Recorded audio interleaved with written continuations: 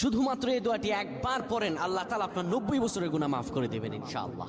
আপনার 90 বছরের গুনাহ মাফ হয়ে যাবে শুধুমাত্র এই দোয়াটি যদি একবার পড়তে পারেন। আপনার ভাগ্য খুলে যাবে, রিজিকে বরকত আসবে, মনের ন্যাক আশা পূরণ হবে, আল্লাহ আপনার সব দোয়া কবুল করে দিবেন। সুবহানাল্লাহি ওয়া বিহামদি।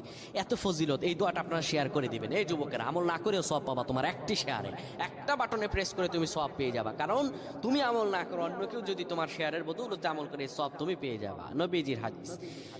আমার ভাইয়েরা, আল্লাহর কাছে দোয়া করা, আল্লাহর কাছে দোয়া চাওয়া, এটি হলো মুমিনদের কাজ। আমার আল্লাহ বান্দাকে বলেন, বান্দারে উদউনি আস্তাজিব লাকুম, আমার কাছে চাও, আমার কাছে চাইলে আমি আল্লাহ তোমাকে দিয়ে দিব।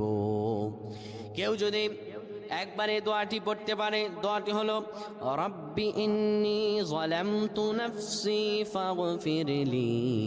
কেউ যদি এই দোয়াটা একবার পড়তে পারে, আমার আল্লাহ তাআলা তার 90